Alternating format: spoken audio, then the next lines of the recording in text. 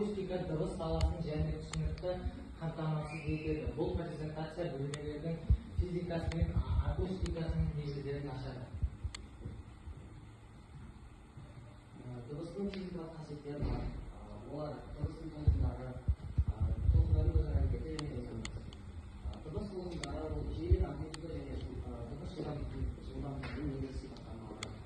Толқындардың өзара әрекеті болса шағылу, сіңіру, диффузия дыбыс сапасына әсер етеді. Ал резонансқа келетін болсақ, белгілі жиіліктерде толқындардың күшеюі бөлме акустикасын өзгертеді. Бөлме геометриясының акустикаға әсері. Бөлме геометриясы акустикаға өте қатты әсер етеді. Себебі біз шеңберлі бөлмеде тұрған кезде біздің дыбысымыз арғы беттегі тұрған адамға дұрыс жетпейді немесе мүлде жетпейді. Себебі ол жерде бөлмеде кедергілер көп және соның кесірінен дыбыс әр кедергіге соғылып жұтылады. Ал егер тігінен қарама қарсы тұрған адамға сөйлейтін болсақ, дыбыс анық әрі нақты жетеді. Себебі бұл жерде жұтылатын кедергі мүлде жоқ. Материалдық акустикасының қасиеттері. Олар сіңіргіш материалдар, шағылдағыш материалдар және сіңіру архитектурасы. Сіңіргіш материалдар панельдер, перделер және тіреулер шу деңгейін азайтады. Ал шағылдағыш материалдар ағаш, бетон, шыны дыбысты қайта баптайды.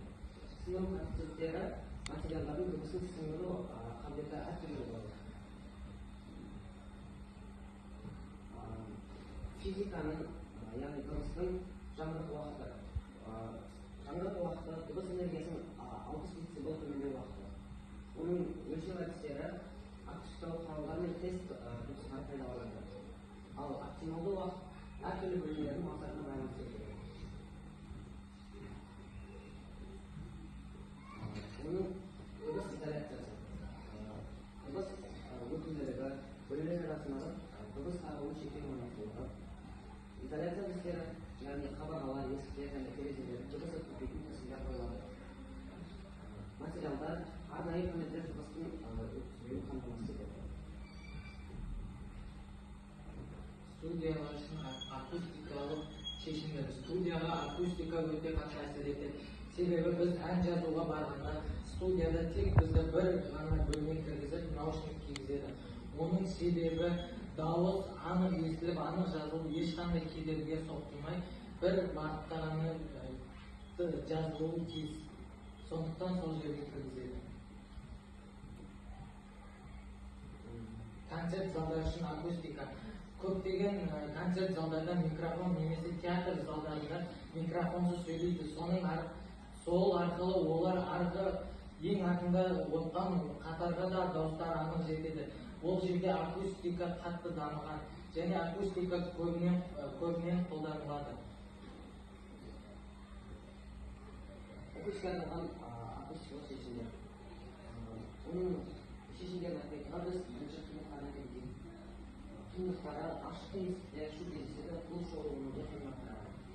Панельдер мен экрандар. Ол дыбыс сіңіру арқылы ыңғайланып байланыс орнатады. Ал шешімдеріне келетін болсақ, сөйлесу мен жұмыс үшін ыңғайлы жағдай жасалады.